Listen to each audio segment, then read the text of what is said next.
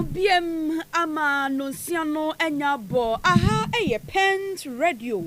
oha ene echi pop bako ebra so se anapei ensema hodo a ekoso ewo mayi mu nyina no yede eba beso mo ebusua yema mu nyina machi biem ene eye June bosome no ne da etoso enum anapei ensema yede eba no yede mu live ewo Facebook ne so ena fe YouTube ne so eye Pent radio 100.1 FM wokọ hwade ekoso nyina no wo benya bi ahye enso ewo hom na sa kroye yi ena adehia wo ewo fe yi as Pentecost Junction wo nso etie kase ne bi live ewo Dante Information Center 100.1 ana pay sama yede eba no ni edi mu akotene no ebi ene sem Omampanyi abedi eche Professor Jenana wono so edi ato edwa enkenkan eni mpanyimfo ahodo a womo NDC amanyuko nim se womo hwe se adwumaden no womo bebo na womo emfa bibia ematabata ho ehwo asam no wobete ewo kase yi mu na sanso ena kase kroye mo no yede beto manim Interior Minister ashe Immigration Service Officers womo ewo aflawo no wahye womo nyina boso obehwe anasesa ban ebehwe se ade bia womo ebehia na aboa mo madwuma na womo ye no etimi edi mo no eno ena aban yi behwe na waye edi ama womo opanyi bako ananso se wono koye ene ye Chief Justice ewo mayi mo panyi Julius Debra wono nso edi atodwa se so mayi betimi atumpon ananso se ebibre mayi mu ye betimi atumpon pa de a ene nema bia ebeboa ama emaburu na afi so timamufo enso ani age nema timamufo ehu se wei ena ekoso ntine ye mayi tumpon no eno ena empanyimfo hwe na wo mo enye ensem wei bebre na aka ho ena yede esom ena na pen eya dwuma ko bi ena abomasene ena me so be ba besom mo Ohinere spices and a non-dairy powdered milk. Spices no, ewo flavors ne mako enwoche. Yewa akoko indomie, jollof rice, fried rice, afe froye beef, and afe sunsumo koni nyinebuso. Non-dairy powdered milk ni so bi ewo ho. Enti na pe unuane a wo behye, na wo behia se wo de milk ebefra no. Mr. Kokope ohinere non-dairy powdered milk we bi, na fa gugumu na enti emwa. Ana pay yankrani ko school yi boa na ma wo mo enuane ehwam na ede se wamfa wo henere spices anye na se eye milk na obehia de eye wo henere non dairy powdered milk na wo de eye ede ma wo mo bia eye tonton nuane ho ne ma nyina no obenya bi ato na emom no ne dodo mu de a ahoma obefresi so no eye 0244525908 0244525908 and 0207805398 na woni mpanyimfo endwetwe enkomo ewo mi amesin kunya na peya me de kase yi beso mo no eye me kechire nuaba nana ama boama ensem no emunche mo ankasa eni Pent radio kase boy adwumaku a afa ho ka eye Ohinere spices ene Ohinere non-dairy powdered milk. Yeshan samna se afri omampanyi abedi chire enso akache Professor Jane Nana Opoku Ajiman ene wodin sama tudwa eye mpanyimfo kukudama womo ehwe na omayi mu ntotoye ene bibietimi akoso fan ewo mayi mu no wodin sama to omanim enkenka ene womo a womo ewo National Democratic Congress metre NDC amanyuko no emu nensama wakanyina eyetiawa Nensama waka ene sem beya obi abehu se o mrahye bedwani ananso se obi nipa smesi na adwuma wo ye no eho te na etiapo no eye se nipa kro no ono ankasa niema bia ehia no niema bia wono ankasa enya wo pe no obeyi ne nyina ato nchen na wahwe se eniema na so se enhyehye ya ewo omayi mu no eno obedi so na etimi aboa ama omayi mpuntwe ne krankro no ensonso edi mu wo kire se obi a wo wa ba mu bia no ade ba kwa wo so hwe ni mu ka se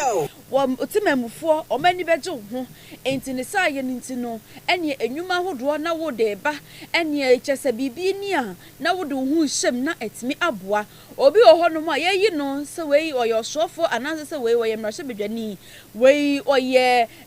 assembly bedwani bi no na chese nipa no ni botom ena eba be ye de koko ena eba be so se sika bia ba na nkede aba se je defa kokoye adwuma sen efa boa no obehu ani se wankọ na apie mu na chese wo de sika no abypass ni botom ni nyina no eye ade bia omampanyi abedi ekire ekire se emmoa emagidie no entimi enyina mu enti se wo manyi ye pese emu mpanyimfo no oman mutimamfo no ejo mudi na afi wo mu hu ni se wo mo bo adwumaden no mankasa wo mo hu no wo mo hu se wo mo ye adepade a enne eye ba akopɛ so mo behwe se enema bi a ebeboa amatimamfo no eni agye enema bi ebeboa ama obi ehu so wo mo bo adwumaden no eno ena wo mo nhwɛ na wo mo nye na entimi emmoa omampanyi abedi ekire edesa ensem wanyina etudwa wo bra na NDC amanyoko no wo mo hye adwumadie sonkokra June 4th uprising commemoration ya ekoso ewo banda no ena omampanyi abedi ekire edesa ensem wanyina etu edwa na sa ensem kroye mono ena osofo a wono ena hwa ahensem ena radio nsori ho asensem ho ewo mayi mu onmanyamfo Ahmed Ibrahim enso edina no eto ensem yi mu bie ena wo kire se so wo ye politician ye you sebra na eba behwe oman bi so a enye se waba no kwakwa ena wo nso wo ba beye na emom no ade bia wo nso beye na timi aboa ema oman puntuo ne kranko enso atimi edi mo no eno na wo ba behwe na waye enti enei no wo de ato empanyimfo nyina enim politicians enkenkan wo ma mo NDC amanyoko no wo de ato mo nyina enim se wo mo hwe na adwumaden ne de wo mo enye na enye no nko am wo mo hwe se eniema bia efa amampanyi ahodo wo maba betena akonwa isuo efri afi 1957 eso ebesi sabre ni nyina no ebo se ye hyase na ye kyerɛkyerɛ ema wo bia ehu se wo mampanyi na semesi oba ye no emodimbo sei ena wo ye enema sei ena wo ye amoa sei no ye ebo aye na ne nyina no etimi aboa ama enkwada wo mu wo sukuu mu ena afa mpanyimfo a womo nso edi man so no etimi ehunu sede wo bia ebo ne homode no no nso wo ye bibia wo hu sede obetoto ne niema enso esi afa na wode omampanyi dada JJ Rollins ena eye emfato ho ena wo kire se omampanyi dada JJ Rollins ebra na wote akonwa so no enema bebre na ena wo yeye ene wotimi bo ne homode ya ama enkronkoto no dodo na no etimi eba beye enkra kase aseye ka ekura empuntu ewo mu a obi etimi de nsa esi ne bo eka sesa krowei enso eka ho enti se ye kyerɛkyerɛ enkenkani sukuu mu ye kyerɛkyerɛ omampanyi dada nom sede wo mo ebo wo mo bra sede wo mo toto niema esi fa ye a ne nyina ebeboa ama obi nso enya dibre bi na se wo toto ne niema wobehu sene obesi aye ne niema esi afa owura muntaka owura Ahmed Ibrahim ne nsema wode tu dwa no ebi eni. From 1957 to date, the various civilian governments and military governments are umwabako ninyina. It will not be wrong. Say your best year umwabako sem ewe school. We need to know. If you come to my constituency, I'm fighting water, I'm fighting poverty, I'm fighting electricity, I'm fighting education for all. All the policies are doing for no policy to buy. That is what I stood for. As I speak, my place is becoming part of the urbanized part simply because that has been my strategy. The role is ending the home for the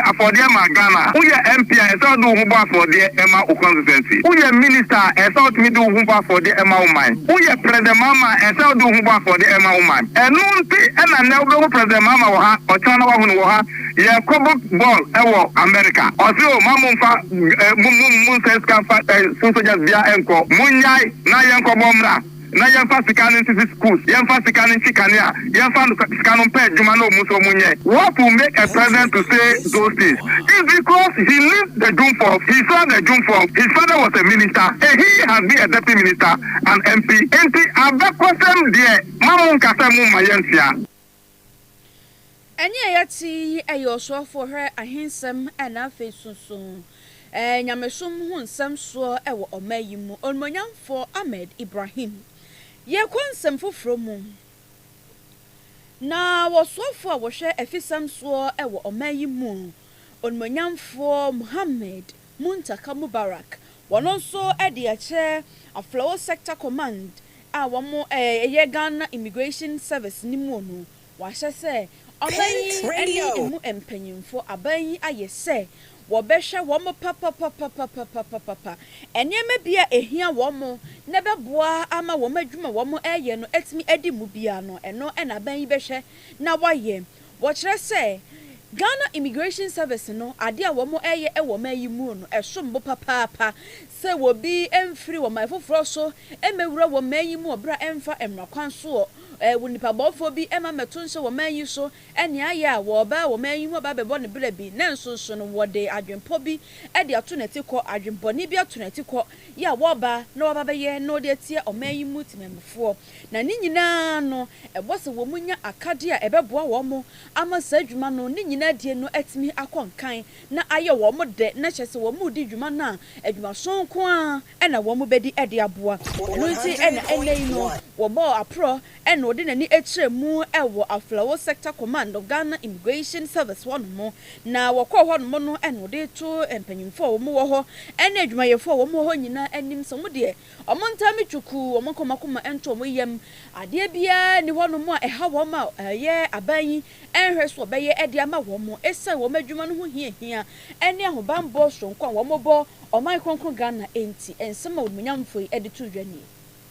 Rest assured, we've seen it live and we will continue to work assiduously of almost all the challenges. Like I told the commanders, we're not promising heaven because I've come here tomorrow, they wake up and all the problems will come. But the assurance is that we've noted most of their concerns as we get back to Akan, deal with them. Many of them, we knew about them before we came, but nevertheless, seeing them ourselves tells a better story than when it's requested on paper. So we are assuring all of you and the good people of the Aflawo and its environs, those concerns will be taken care of. By the grace of God, we work assiduously to resolve most of the challenges as much as possible. So I want to thank all of you for your cooperation and to assure you that we've seen the road network, we've seen the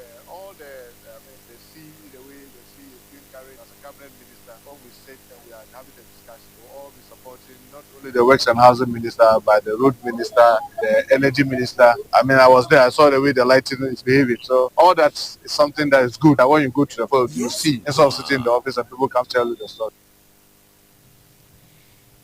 Onipa yati ninkan eye onmonyamfo a wono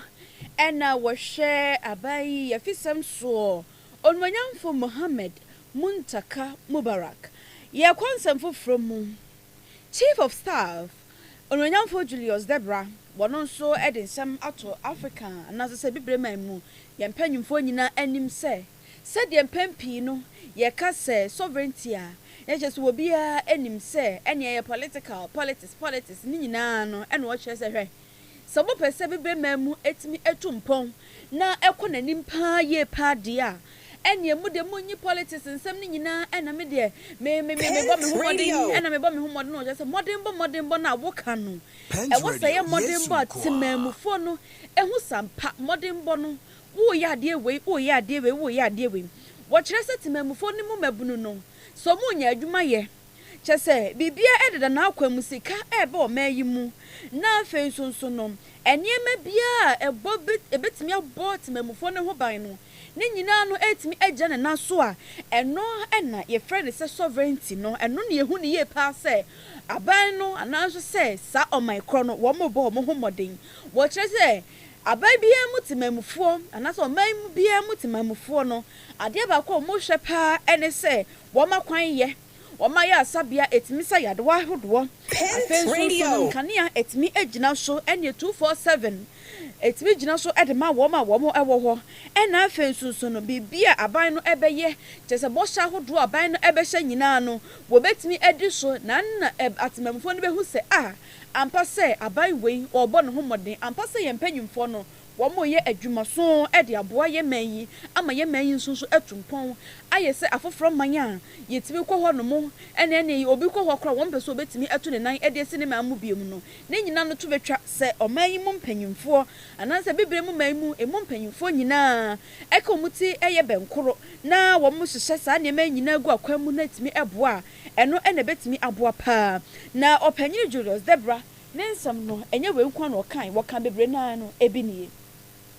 A sovereign nation must be capable of feeding its people, educating its children, protecting its vulnerable, creating opportunities for its youth, and financing its own development priorities. Across Africa, our citizens do not judge sovereignty by the speeches we make. They judge it by whether the lights stay on, whether jobs are available, whether schools educate, whether hospitals heal, and whether government keeps their promises. The ultimate expression of sovereignty is the capacity of a nation to solve the problems of its people. That is why discussions about cultural sovereignty must be accompanied by discussions about economic sovereignty. We must build economies capable of supporting the social systems we seek to protect.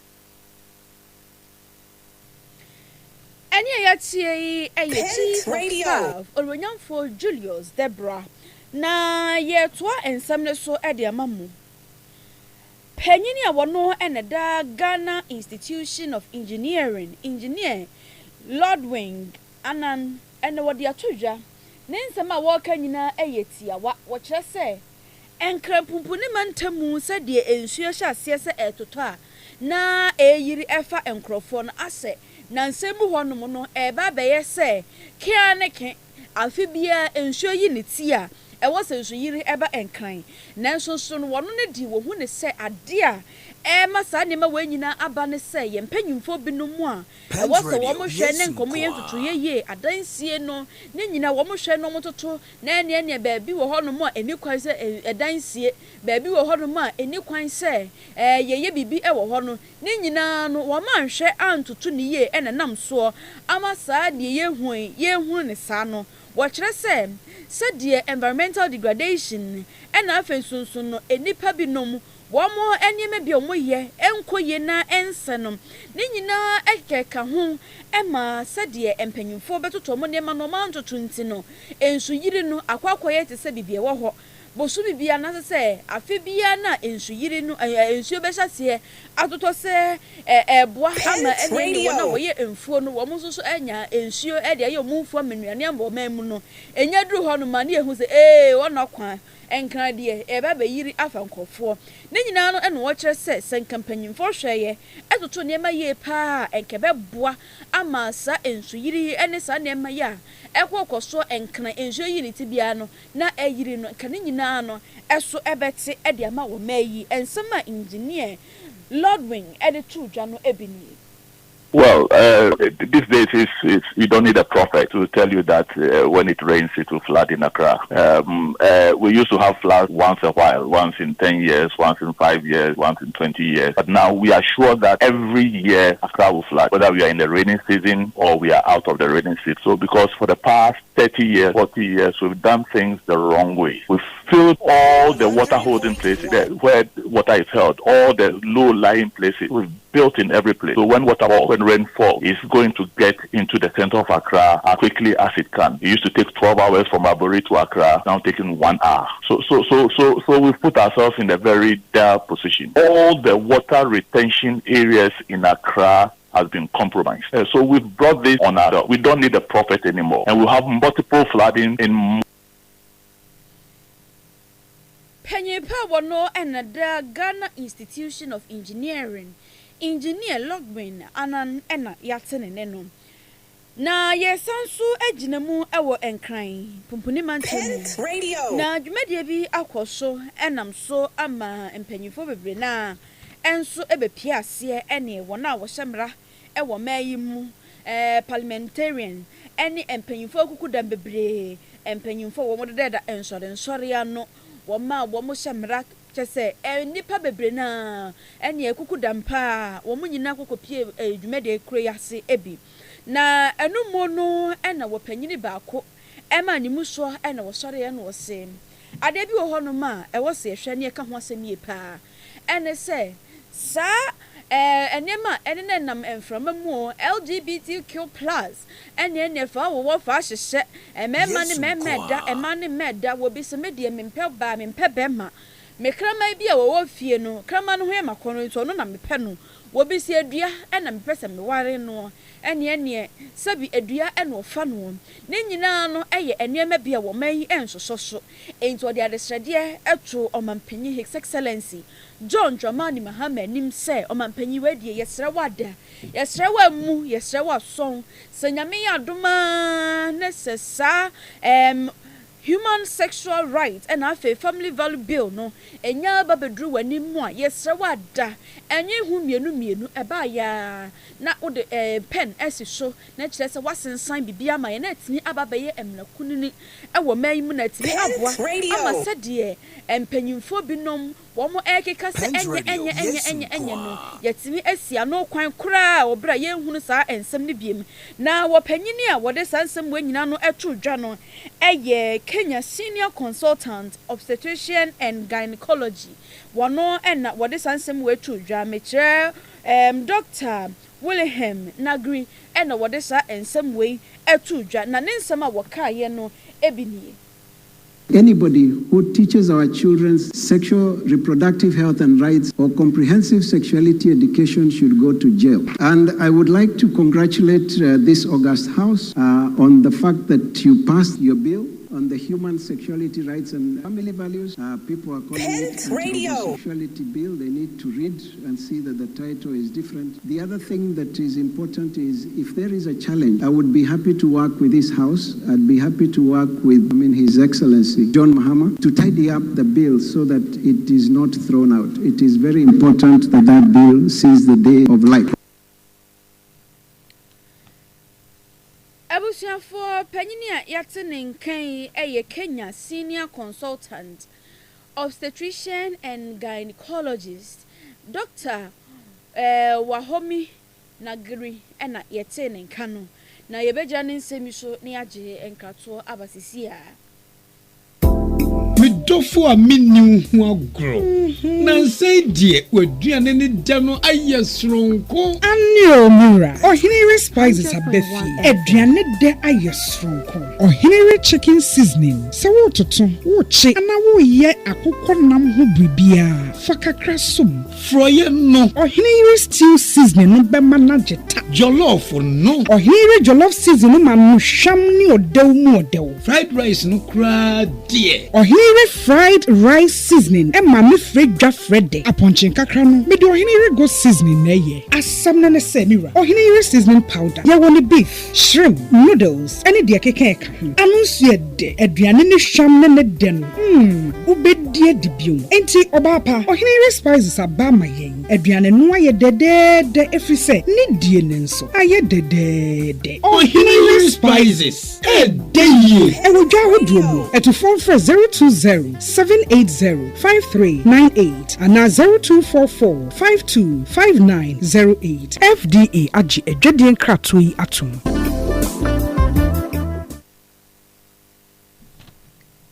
Yada siemu watrepa me kwakwaje enkratoi aba na ena na pay ensembia wote ye ewo kase yimu no ebi and say Interior Minister ashe Immigration Service for a womo ewo aflawo no waso mu nyina bo se womo nkoma nto mo yem ade bia o mayi behwe no maye na atimi aboa ama womo adwuma womo edie no atimi ayetote ede ama womo no empanyifo behwe no mo de egu akwan mu na atimi aboa womo Opanyi Julius Debra wono ene ye Chief of Staff wono nso ede atodwa se ye ka sovereignty pa dia ene na che se enyuma yapom den ahwe ye se ehwe nipa ena afa sunsun ye nka ne asem egina so no eno ene che se oman ye kwayanim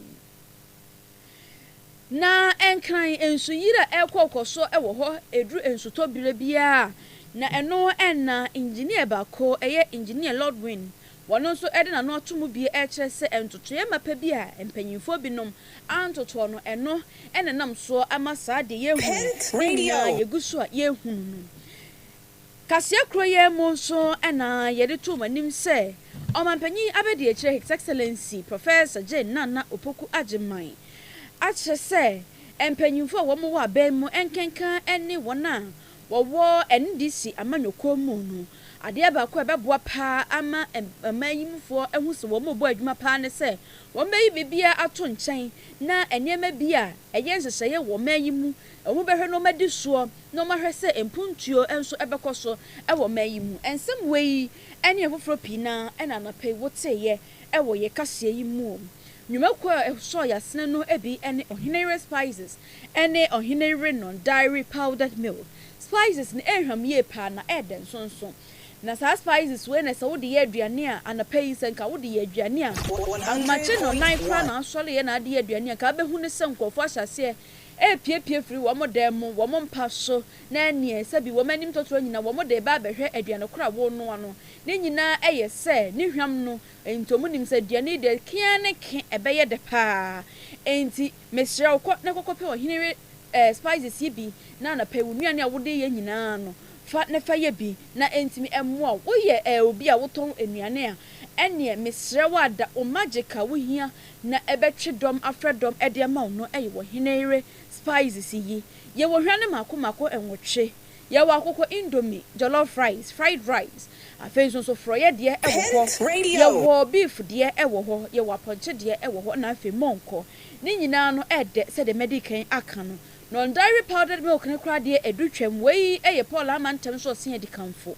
sa wo pe non-dairy powdered milk a eti apone gina ne nan so pa de a eye Ohinere non-dairy powdered milk wei na eti apopa ye enti mesho ko ne kokopa bi na entimi emmoa na powdered milk yi na afenso so spices wei edwaman so bia ye tonto nuane ho ne manyina no wo benya bi ato na emum se ne dodom na wo pa tu de a enkonko ne nam konko achi konko na wo bi mfa nkonko hwe utirim se ekwin mesho frempanyimfo a wo mo eye kofarbai emadwuma ko wei when de wo mo nsem no fofofu botwo no mayi di amaw enti sa wo kwa akoton a wonso mfa so se bum wo kwa akodi a ensada enti mesho frɛ wo mo 0244 525908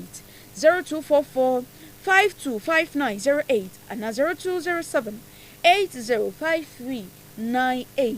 Nyumakwa we adama ene soya sene ema yede kase ebeso mo ye ko Facebook ena afa YouTube live na eye Tony Gate ene twa ye tu mu afiafo so hima kwabena wusu aduomi ena afa nsoso ka chebedu wo nyina eboa ye esone ensam so ebobo kase yi ano ede bre yen ema ye nso ye bekenkan ede mamu na Doctor Information Center adesha womo ewo fe ya se Pentecost Johnson womo so etie kase ni be live enso ewo ho me amisi nkonwa ede nsam yi esom wo no eye me ka kire nuaba nana ama boama medamu nyina mase ema mu nyina machibiem mesre mo se ema mu nyi mu fidie nu emfa mfiri ha esanse anopansem padwumadie no eguso eba makwan mu na de anika na ede ewo